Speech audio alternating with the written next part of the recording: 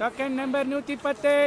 சொல்லு ஜி, நீங்க வரத்துக்கு முன்னாடி நிறைய வாக்குறுதி கொடுத்துருந்தீங்க. இந்த கருப்பு பணத்தெல்லாம் மீட்டு எங்க அக்கௌண்ட்ல போடுறேன்னு சொன்னீங்க.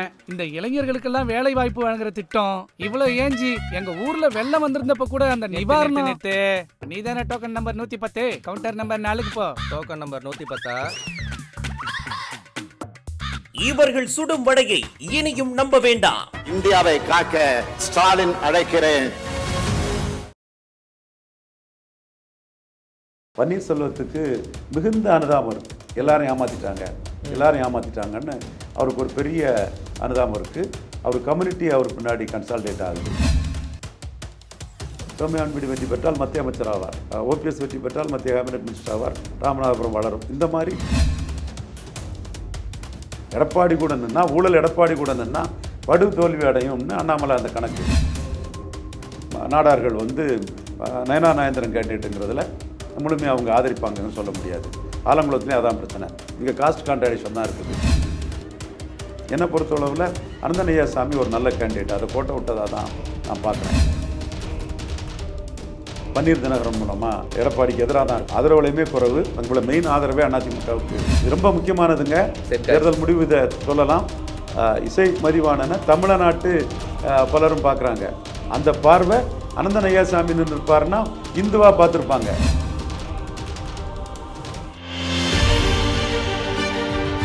பிளாக் அண்ட் ஒயிட் தமிழர்களுக்கு அன்பான வணக்கங்கள். அரசியல் வியூக அமைப்பாளர் திரு ரவீந்திரன் துரைசாமி நம்மோடு இணைந்திருக்கிறாங்க. வணக்கம் சார். வணக்கம் கோபாலகிருஷ்ணன். தேர்தல் நேரம் உண்மையாகவே ரொம்ப பிஸி. உங்களுக்கான களம், நீங்கள் கருத்துரையும் நிறைய சொல்ல வேண்டியது இருக்குது.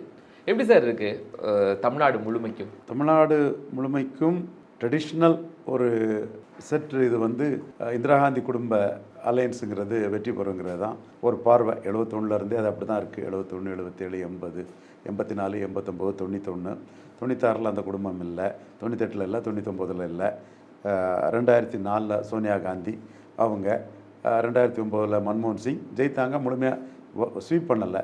திரும்ப 2014 அந்த குடும்பம் இல்லை, ஜெயலலிதா மோடியா லேடியான்னு ஜெயித்தாங்க. 19 ராகுல் காந்தி ஜெயித்துட்டாப்புல. இப்போ கேரளாவில் மலையாள மனோரமா ராகுல் காந்திக்கு ஒரு ஸ்வீப் இருக்குங்கிற ஒரு கருத்து கணிப்பை போட்டிருக்காங்க. கேரளாவில் அது இருந்ததுன்னா அதோட தாக்கம் தமிழ்நாட்டிலையும் இருக்க வாய்ப்பு இருக்குது.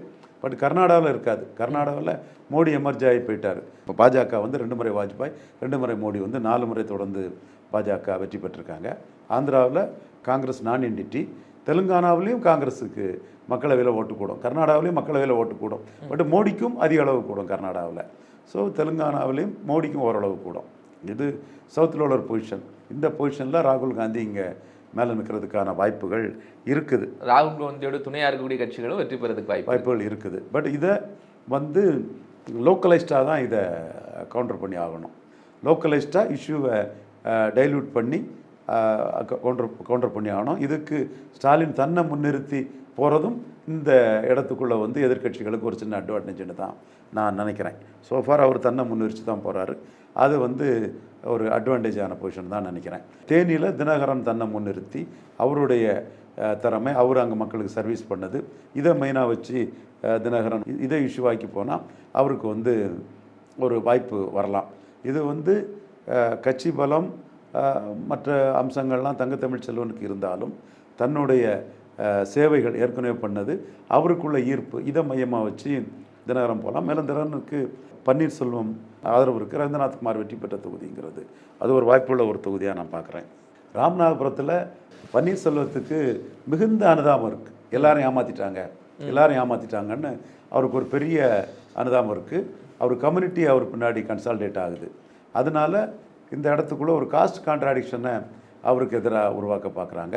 அதுக்கு உருவாக்கக்கூடாதுன்னு யாதவர் சமுதாய ஆடு வளர்ப்போர் சங்கம் இப்படி நிறைய ஆட்கள் இயல்பாட்டை பன்னீருக்கு ஆதரவு கொடுக்குறாங்க. என்கிட்டே நாங்கள் ஆதரவு கொடுக்குறோம், யாரையும் நாங்கள் பார்க்கல. அதை யாரையும் பார்க்கலன்னா நாங்கள் இயல்பாட்டே ஆதரவு கொடுக்கணும். அதுக்கு அர்த்தம். அதுக்கு நண்பர்களாக என்கிட்ட நம்மகிட்ட பேசிக்கிட்டு இருக்கிறாங்க. அந்த அளவுக்கு அவருக்கு ஒரு அனுதாபம் பிற சமூகங்கள்ட்டையும் இருக்குது. அதை காஸ்ட் கான்ட்ராடிக்ஷனை உருவாக்குறதுக்கு தேவேந்திர வேளாளர்கள் கம்யூனிட்டி எதிராக திருப்பலான்னு பார்க்கும்போது அவரும் ஜான் பாண்டியனை கூட்டிகிட்டு ஒரு 2-3 நாள் கடுமையாக பிரச்சாரம் பண்ணியிருக்கிறாரு. முன்னாள் பழனி எம்எல்ஏ அவர் சுப்ரத்னன் நினைக்கிறேன், அவர் அந்த அமைப்பு பணிகளை அவர் கூட லாயலாக இருக்கிறாரு. அவர் அந்த பணிகளை செய்கிறாரு. தென் கோபாலகிருஷ்ணன் யாதவ் வந்து முழுமையாக இருந்து யாதவ சமங்கள் மத்தியில் வந்து ஒரு எதிர்ப்பு அலையை கண்ணப்பம் பண்ணுறவங்கள்லாம் உருவாக்கக்கூடாதுங்கிறதையும் பார்த்துட்டு இருக்காப்புல. நாடார் சமூகத்தையோட மணிமண்டப கோரிக்கையை நிறைவேற்றி தருவோன்னு சொல்லியிருக்கார். குறிப்பாக நாடார்கள்ட்ட கொஞ்சம் பரிவோடு தான் ஓபிஎஸ் செயல்படக்கூடியவர். பட் கிறிஸ்டின் முஸ்லீம்ஸ் ஓட்டு வந்து முஸ்லீம் லீக் கேண்டிடேட்டுக்கு கன்சால்டேட் ஆகும். அதை எதிர்கொள்கிறதுக்கு இவங்க வந்து 2009 பாஜகவுக்கு இங்கே ஒரு கணிசமான வாக்கு அங்கே இருக்குன்னு சொல்லும்போது ஒரு இந்து போலரைசேஷன் அவங்க முயற்சி பண்ணுவாங்களாங்கிறது தெரிய வரல. இன்னும் வரும் நாட்களில் தான் அந்த கடும் போட்டியில் வந்து எப்படி எந்த சைடு அது போகுதுன்னு நம்ம சொல்ல முடியும். பட் ஓவரால் ஓபிஎஸ் மேலே ஒரு அனுதாபம் ராமநாதபுரம் மக்கள்கிட்ட ஜாதி மதம் கடந்து இருக்கிறது. அது அவருக்கு ஒரு பெரிய ப்ளஸ்ஸாக இருக்குது. ஸோ அந்த ஜென்ரல் ட்ரெண்டை தாண்டி ஒரு லோக்கலைஸ்டு ட்ரெண்டை உருவாக்க வேண்டிய சூழ்நிலைகளில் எதிரணியினர் இருக்கிறாங்கிறதா 100% உண்மை. இதே தன்மையில் தான் தர்மபுரியும் பார்க்கணும், சௌமியா அன்புமணி பார்க்கணும், வெள்ளூரை பார்க்கணும். சௌமியா அன்புமணிக்கு எப்படி சார் தர்மபுரி சொல்லி? சௌமியா அன்புமணி வெற்றி பெற்றால் மத்திய அமைச்சர் ஆவார். ஓபிஎஸ் வெற்றி பெற்றால் மத்திய கேபினட் மினிஸ்டர் ஆவார். ராமநாதபுரம் வளரும். இந்த மாதிரி லோக்கலைஸ்டாக தான் இது போக வேண்டிய சூழ்நிலை இருக்குது. சௌமியா அன்புமணிக்கும் அத்தகைய ஒரு வாய்ப்பு இருக்குது. அது அவங்க எப்படி அவருடைய 3 பெண் குழந்தைகளும் வந்து பிரச்சாரத்தில் களத்துக்குள்ளே இருக்கிறாங்க. அது மக்கள் மத்தியிலே ஒரு ஆதரவை கொடுக்குது. குறிப்பாக வன்னியர்கள் மத்தியில் அதுக்கு ஒரு பாசிட்டிவான இது இருக்குது. அதுவும் வந்து எதிரணி வந்து அதிகாரத்தை பயன்படுத்தி எல்லா போலரைசேஷனையும் அவங்களும் செய்வாங்க. அதை நம்ம மறுத்துட முடியாது. வன்னியர் கம்யூனிட்டிக்கும் இந்திரா காந்தி குடும்பத்துக்கு மேலே ஒரு பற்றுதல் உண்டு, சாஃப்ட் கார்னர் உண்டு. ஏன்னா எம்பி சுப்பிரமணியம், வாழப்பாடி ராமமூர்த்தி, வந்தவாசி கிருஷ்ணசாமி, திண்டிவன் ராமமூர்த்தி எல்லாம் அந்த குடும்பம் தான் இவ்வளோ வன்னியர்களை தலைவராக போட்டாங்க. காமராஜ் வந்து கக்கன், கரையாளர், கிருஷ்ணசாமி நாயுடு, ராமச்சந்திர நாயுடுன்னு நாயுடு கோனார் அட்டவணை பிரிவு சமூக சகோதரர்களை தான் போட்டாங்கங்கிற. ஏன்னா இது சொல்கிறது பழைய ஆட்கள் தான் போட்டாங்கங்கிற ஒரு எண்ண ஓட்டம் கூட இந்திரா காந்தி குடும்பத்துக்கு ஆதரவாக வன்னியர் சமூகத்திட்ட உண்டு. நம்ம அதை நம்ம மறைச்சி கணக்கு போடாண்டா. அப்போ அது ஒரு காம்படிஷனை உருவாக்கும். கண்டிப்பாக காம்படிஷனை உருவாக்கும். ஒரு சைலண்ட் ஓட்டு ராகுல் காந்திக்கு இந்த சைடு இருக்குது. இருந்தாலும் ஆல்ரெடி அது அன்புமணி 2014 வின் பண்ண ஒரு இடம் இதே பாமக கூட்டணியில். அது சாதகமாக கண்டிப்பாக அது இன்னொரு பார்வையில் அதை பார்த்தோம்னா அன்னைக்கு வந்து இதனைக்கு ஜெயலலிதா அலை ஓங்கி இருந்த காலகட்டம். எஸ், அலை ஓங்கி இருந்தனால தான் ஜெயலலிதாவும் ஒரு 35% வாக்களை எடுத்தாங்க. அந்த மாதிரி சௌமியா அன்புமணிக்கு எதிர்ப்பு ஓட்டு பிரியும்னா சௌமியா அன்புமணிக்கான வெற்றி வாய்ப்பு பிரகாசமாக வரும். இந்த எதிர்ப்பு ஓட்டு பிரியாமல் திமுக அணியோட அது கன்சால்டேட் ஆகும்னா 19 வந்த மாதிரி திமுக அணி வெற்றி பெறதுக்கு வாய்ப்பு வந்துடும். அதை தான் அண்ணாமலை அடிக்கிறார். நீங்கள் இருந்து நஷ்டங்க கோயம்புத்தூரில் ஊழல் பெருச்சாளிகள் இருந்து எங்களுக்கு நஷ்டம். பொது வாழ்க்கையில் ஊழல் பண்ணுறதுக்கு நாட்டை கொள்ளையடிக்கிறதுக்கு வந்த இந்த கோஷ்டிகள் இருந்தனால எங்களுக்கு நஷ்டம்னு அவர் அடிக்கார்.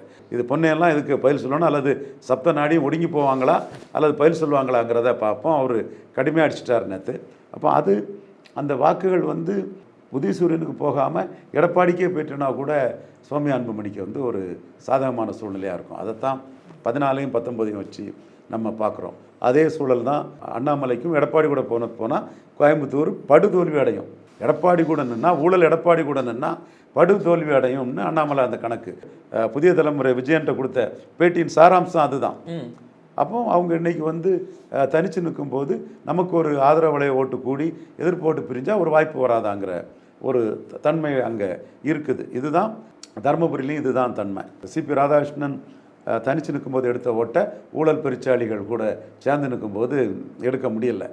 அவங்க வந்து இப்போ தனித்து நிற்கிறது தான். அப்படி நிற்கும்போது வந்து ஹெவியாக ஆதரவு ஓட்டு போலாகி எதிர்ப்பு ஓட்டு 2ஆக பிரிஞ்சுதுன்னா ஒரு வெற்றி வாய்ப்பு அதுக்கு வாய்ப்பு இருக்கா சார்? இதெல்லாம் வந்து 50% ஓட்டு எடுத்து ஜெயிக்கிறதுக்கான வாய்ப்பு இல்லை. 50% ஓட்டு எடுத்து ஜெயிக்கிறதுக்கான வாய்ப்பு இல்லை. நெக் டு நெக், அதாவது எதிர்ப்பு ஓட்டு சிதறனால வெற்றி பெறலாம். தர்மபுரி பொசிஷனாக அதுதான். மேக்ஸிமம் 42 வந்தாங்க. 42 வரும்போது மீண்டும் அதே 42 தர்மபுரியில் எடுத்தால் ஒரு குறிப்பிடத்தக்க வாக்கை எடப்பாடி பிரிச்சுட்டாரு. நாம் தமிழர் அவங்க கொஞ்சம் தலித் வாக்களை பிரிச்சுட்டாங்கன்னா இவங்களுக்கு வந்து 42% வெற்றி வாய்ப்பை கொடுத்துரும். பட் இந்த எதிர்ப்பு வாக்கெல்லாம் திமுக சைடு கன்சால்டேட் ஆகிட்டுன்னா வெற்றி பெற முடியாது. அதுதான் கோயம்புத்தூர்லேயும் எதிர்ப்பு வாக்கு பிரியதில் அண்ணாமலை வெற்றி வாய்ப்பு வரலாம். அதை நோக்கி 10% தான் ஸ்ட்ரக்சர்டு ஓட்டு இருக்குது. என்றாலும் அதை நோக்கி அவங்க நகர்றாங்க. வாக்கு பிரிந்தா அண்ணாமலை ஜெயிக்கலாம், இல்லைன்னா கஷ்டம். எதிர்ப்பு வாக்கு வந்து திமுக கிட்டே கன்சால்டேட் பண்ணி விட்டுட்டாங்கன்னா ஆளுங்கட்சி அதிகார பலம், அண்ணாமலை ஜெயித்திடக்கூடாதுன்னு அதிமுக படுத்துக்கிட்டு திமுக ஜெயிக்கட்டு கிறிஸ்டின் முஸ்லீம் ஓட்டை கன்சால்டேட் பண்ணுறாங்க, அவங்க ஜெயிக்கட்டுங்கிற மாதிரி விட்டுட்டாங்கன்னா ஸோ அந்த அவுட்கம்மை நம்ம சொல்ல முடியாது. பட் 50% வாக்கெடுத்து ஜெயிக்கிறதுக்கான வாய்ப்பு இல்லை. எதிர்ப்பு ஓட்டு பிரிஞ்சால் தருமபுரியில் ஜெயித்த மாதிரி கன்னியாகுமரியில் ஜெயித்த மாதிரி ஜெயிக்கலாம். எதிர்ப்பு வாக்குகள் வந்து இந்த தோக்கடிச்ச ஒரு கலைஞரவே தோக்கடிச்சார், இந்த தடவையும் தோக்கடிச்சிருவாருன்னு தோக்கடிக்குன்னு நினைக்கக்கூடியவங்க விஜயசந்த் பின்னாடி போயிடுவாங்க. ஏன்னா அவங்களுக்கு வந்து குமாரதாசா டென்னிஸா யார் தோக்கடிப்பான்னு தெரியாமல் ஒரு 1999ஆம் ஆண்டு அவங்க கன்ஃபியூஸ் ஆகி அவங்க சோர்ந்து இருக்கும்போது பொன் ராதாகிருஷ்ணன் 50% வாக்கெடுத்து வெற்றி பெற்றார். இந்த நாடார்கள் கிறிஸ்தவ கம்யூனிட்டிலெல்லாம் பூத்துலெல்லாம் ஒரு 80% வாக்குப்பதிவு நடந்தது. அதே வேளை கிறிஸ்டின் நாடார் பூத்துகளில் அவங்க கன்ஃபியூஸ் ஆகிட்டாங்க, குமாரதாஸ் தோக்கடிப்பாரா டென்னிஸ் தோக்கடிப்பாரா கன்ஃபியூஷன் ஆகும்போது இவர் ஜெயித்துட்டார். இதே மாதிரி தான் வை பாலச்சந்திரன் வந்து பிடிஎஸ் மணிங்கிற ஒரு தோக்கடிப்பாரா வின்சென்ட் தோக்கடிப்பாராங்கிறதுல இந்து முன்னணி தாண்டிங்க நாடார் நிறுத்தின வேட்பாளர் வந்து 84 அமைச்சர் நாஞ்சல் வின்சென்ட்டை தோக்கடிச்சார். ஸோ மும்முனை போட்டியில் தோக்கடிச்சார். ஸோ இந்த போலரைசேஷன் இந்த மாதிரிப்பட்ட தன்மையில் வரக்கூடிய ஒரு கேண்டிடேட்டுக்கு 50% போக முடியாது. எதிரணி 2ஆக பிரிஞ்சிட்டுன்னா அது வெற்றியை கொடுக்கும். எதிரணி இவரை தோக்கடிக்கிறதுக்கு ஒரு சைடு குவிஞ்சிட்டாங்கன்னா அது தோல்வி அடையும். அந்த மாதிரி எந்த சூழல் இப்போ கன்னியாகுமரி டிஸ்ட்ரிக்ட்ல இல்லையே சார், அப்போ எப்படி இருக்கும்? இந்த கன்னியாகுமரி டிஸ்ட்ரிக்ட் சூழல் வந்து விஜய் வசந்துக்கு சாதகமான சூழல் தான் இருக்குது. அதை தாண்டி பொன்னார் ஜெயிக்கணும்னா கிறிஸ்டின்ஸ் வந்து பொன்னாருக்கு பெரிய அளவில் போட்டா ஜெயிக்கலாம். அதற்கான வாய்ப்புகள் மிக மிக குறைவு. அதற்கான அரசியலையும் அவர் முன்னெடுக்கலை. அந்த அரசியலை அவர் முன்னெடுக்கணும்னா விஜயதாரணிகிட்ட வியூகம் இல்லாமல் அட்டுத்தனமாக 3 தடவை ஜெயிக்க விட்ட இடத்துல ஒரு மீனவரை போட்டிருக்கலாம், கிறிஸ்டின் மீனவரை போட்டிருக்கலாம், ஒரு கிறிஸ்டின் நாடார கேண்டிடேட்டாக போட்டிருக்கலாம். இப்படி எந்த வியூகமும் பொன் ராதாகிருஷ்ணன் கிடையாது. அவர் தான் அந்த கட்சியை கண்ட்ரோல் பண்ணுறாரு. அவர் தான் அங்கே பாஜக அப்படியே சுற்றி சுற்றி சுற்றி சுற்றி அதே வருவார், அதே பாணியில் வருவார். ஒரு தோத்துட்டோம் ஜெயிக்கிறதுக்கு என்ன செய்ய, எதிரியை எப்படி டிவைட் பண்ணங்கிறக்கூடிய அரசியல் ஆற்றமும் அறிவும் நுணுக்கமும் அந்த இன்டெலிஜென்ஸே அவர்கிட்ட கிடையாது. கடுமையான உழைப்பாளி, ஹீஹூ ஒபேஸ்கான் கமாண்டுங்கிற மாதிரி ராமகோபால் ஐயரோட ஒரு ஆதரவாளராக இருந்து அவருக்கு எல்லா பணிவிடையிலும் செய்து ஓகே அவர் தகுதியானவர். அவரோட தியாகத்துக்கு ராமகோபால் ஐயர் அந்த தகுதியெல்லாம் உள்ளவர் தான் ராமகோபாலன்ஜி. ஸோ அதெல்லாம் பண்ணி மேலே வந்தவர். பட் அவர் அந்த பொலிட்டிக்கல் ஸ்ட்ராட்டஜி சுத்தம், அதனால் அந்த எடுத்த ஓட்டை எடுப்பார்.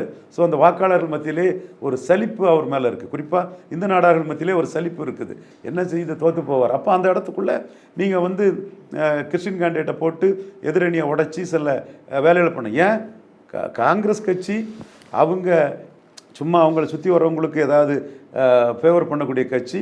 இந்த நாடார் ஓட்டை உடைக்கட்டு, இந்த நாடார் பின்னணியில் உள்ள விட்டு இந்து ஓட்டை உடைக்கட்டுன்னு விஜய் வசந்தை போட்டு வசந்தகுமார்க்க சன்னு அவங்க இந்து நாடார்லேயும் பேக்கிங் உண்டு. அகதீஸ்வரம் தாலுகா அந்த சொந்தக்காரங்க ஃபேமிலி பீப்புள் நிறைய ஊர்களில் அவங்களுக்குள்ள ஆதரவு வளையம் இதெல்லாம் இருக்கும்போது இந்த நாடார் ஓட்டுலேயும் ஒரு பகுதி விஜய் வசந்துக்கு பேருன்னு சொல்லும்போது விஜய் வசந்துக்கு வெற்றி வாய்ப்பு எழுதாதில்ல. அப்போ நீங்கள் இந்த நாடார் ஓட்டை இங்கே உடைக்கிறாங்கன்னா நீங்கள் கிறிஸ்டின் நாடார் ஓட்டை உடைக்கிறதுக்குள்ள வேலையை பார்க்கணும். அல்லது ஒட்டுமொத்த கிறிஸ்டின் ஓட்டை உடைக்கிறதுக்கு ஒரு கிறிஸ்தவ மீனவரை ஒரு சட்டமன்ற தொகுதியில் விட்டுருக்கணும். இந்த பசலியான் போன்றவங்கள்லாம் அவங்க இங்கே ட்ரை பண்ணாங்க சொன்னாங்க. எத்தனையோ தேர்தல்கள் அவங்க அதை கோட்டை விட்டுட்டாங்கன்னு தான் நான் பார்க்குறேன். சொல்லியிருக்கீங்க, பேசாமல் அங்கே ஒரு மீனவர் கேண்டிடேட் அவங்க விட்டுருந்தாலும் ஒரு கிறிஸ்தவ கேண்டிடேட் விட்டுருந்தாலும் வேற மாதிரியான ஒரு சூழல் அங்கே உருவாக்கியிருக்கலாம். நெல்லை எப்படி சார் இருக்குது? நெல்லையை பொறுத்தளவில் காங்கிரஸ் கட்சி ஞான திரவியம் நியர்லி ஒரு 50% ஓட்டுகிட்ட எடுத்தார். ஞான திரவியம் அளவுக்கு ராபர்ட் ப்ரூஸ் செலவு பண்ணிட மாட்டார். பட் அவளுக்கு அந்த கிறிஸ்டின்ஸ் ஓட்டு, ராதாபுரம் தொகுதியில் உள்ள மீனவர்கள் ஓட்டு, திருமாவளவனம் மையமாக உள்ள பறையர்கள் ஓட்டு, முஸ்லீம் ஓட்டெல்லாம் அவங்களுக்கு பெரிய பலம். ராதாபுரம் தாலுகாவில் உள்ள இந்து நாடார்கள் வந்து எங்கள் ஊர் கண்ணங்குளம், இந்த நாடார்கள் ஆர்எஸ்எஸ் பின்னணியில் உள்ளவங்க கண்ணங்குளம், செட்டிக்குளம், ஆவரகுளம், சிதம்பரபுரம் இங்கெல்லாம் வந்து தாமரைக்கு ஓட்டு போட்டுருவாங்க. அது நயனார் நாயந்திரனுக்கு லாபத்தை கொடுக்கும். நயனார் நின்னாலும் போடுவாங்க, ஒரு வெள்ளாளர் சமுதாய பெண்மணி ட்ரை பண்ணாங்கல்ல அவங்க நின்னாலும் போடுவாங்க. அது தாமரைக்கு விழக்கூடிய ஓட்டு, நயனாருக்கு அல்ல. தாமரை சின்னத்துக்கு விழக்கூடிய ஓட்டு, மோடி பிரதமரை விழக்கூடிய ஓட்டு. ஆனால் நாங்குநேரியில் உள்ள நாடார்கள் வந்து நயனார் நாயந்திரன் கேண்டிடேட்டுங்கிறதுல முழுமையாக அவங்க ஆதரிப்பாங்கன்னு சொல்ல முடியாது. ஆலங்குளத்துலேயும் அதான் பிரச்சனை. இங்கே காஸ்ட் கான்ட்ராடிக்ஷன் தான் இருக்குது. அங்கே தான் ராதாபுரத்தில் தான் ரிலீஜியஸ் கான்ட்ராடிக்ஷன் இருக்குது. ஸோ ஸ்ட்ரக்சர்டு ஓட்டு 4. இவர் நயனார் நாயந்திரன் நல்ல கேண்டிடேட், பெட்டர் கேண்டிடேட்டு. நயனார் நாயந்திரனுக்கு கேண்டிடேச்சர்ஸ் வந்து ஒரு மறவர் சமுதாயம் ஒரு 10% மறவர் இருப்பாங்க. அதில் ஒரு 7-8% வந்துன்னா 4, 8, 12 அவருக்குள்ள தனிப்பட்ட அவங்க காமாநாடு அதில் ஒரு 3-4% அளவில் அவர் டெபாசிட்டை தேர்த்தக்கூடிய அளவுக்கு 17% டெபாசிட்டை தேர்த்தக்கூடிய அளவுக்கு வரலாம். பாஜக பொறுத்தளவில் ஒரு 4% ஸ்ட்ரக்சர் உள்ள இடத்துல ஒரு 17-18% ஒருத்தர் வந்துட்டாருன்னா கட்சி வளர்ச்சிக்கு இவர் நயனா நயந்திரன் ஒரு பெட்டர் கேண்டிடேட்னு தான் சொல்லணும். நான் விஜயதரணியை கன்னியாகுமரியில் இருக்கிறது இந்த நாடார்களுக்கு எதிரான இன்னும் அரசார் நான் டேக்கன் ஃபார் கிராண்டர்னு மோடி, அமித்ஷா, நட்டா, அண்ணாமலை, குருமூர்த்தி, பிஎல் சந்தோஷ் எல்லாத்துக்குமே நம்ம அந்த கருத்தை முன் வச்சோம். பொன்னாருக்கு சொல்ல வரல, இன்னொரு இந்த நாடார் யங்ஸ்டர்ஸ் போடலாம், இளைஞர் ஒருத்தர் போடலாங்க அந்த கருத்தை தான் சொன்னோம். அதில் நியாயம் இருக்குது. ஏன்னா இங்கே வந்து 4% தான் ஸ்ட்ரக்சர் இருக்கும்போது கட்சி அடுத்த கட்ட ஒரு ஜாதியில் கொண்டு போகிறதுக்கு நயனாரை பயன்படுத்தலாம். அதுக்கு அடுத்த கட்டத்தில் வந்து வெற்றி பெறதுக்கு ஒரு வெள்ளாளரை கூட அங்கே நாளைக்குள்ள கட்டத்துக்குள்ளே அந்த தொகுதிக்குள்ளே விடலாம். ஸோ அது வந்து ஒரு வளர வேண்டிய ஒரு பகுதி திருநெல்வேலி மக்களவை தொகுதி. அது Nainar Nagendran apt and ideal candidate. Tenkasi sir, தென்காசியில் வந்து அனந்தன் ஐயாசாமி நின்று இருந்தாருன்னா நல்லா இருந்திருக்கும். அனந்தன் ஐயாசாமி ஒரு ஒரு ஸ்டார்ட் அப் கம்பெனியெல்லாம் நடத்தக்கூடிய ஒரு ஃபாரின்லாம் பிஸ்னஸ் பண்ணுறாரு. ரொம்ப காம் டைப்பு. ஒரு முன்னாள் எம்எல்ஏ தயார் பண்ணி வச்சிருந்தாரு. நிறைய ஒரு குரூப்புகளை வச்சுருந்தாரு. அந்த தொகுதி வளர்ச்சிக்காக ஒரு நிறைய கனவு திட்டங்களோட வந்தார். ஜான் பாண்டியன் தொடர்ந்து பாஜக கூட நிற்கிறாங்கிற அடிப்படையில் கிருஷ்ணசாமி வெளியேறிய சூழ்நிலையில் ஜான் பாண்டியனும் அதிமுகவுக்கு போயிடக்கூடாதுன்னு கணக்கு போட்டாங்களோ என்னவோ ஜான் பாண்டியனுக்கு அந்த சீட்டை கொடுத்துருக்காங்க. என்னை பொறுத்தளவில் அனந்தன் ஐயாசாமி ஒரு நல்ல கேண்டிடேட். அதை கோட்டை விட்டதாக தான் நான் பார்க்குறேன். இப்போ கிருஷ்ணசாமி ரெட்டையிலையில் நிற்கிறதுனால திமுக கேண்டிடேட் டாக்டர் ராணிக்கு ஏதாவது அங்கெல்லாம் ஒன்றும் பெரிய ரெட்டலைக்கெல்லாம் பெரிய செல்வாக்கு கிடையாது. வேலை ரெட்டலையில் உள்ள வாக்காளர்கள் வந்து பன்னீர் தினகரன் மூலமாக எடப்பாடிக்கு எதிராக தான் இருக்காங்க.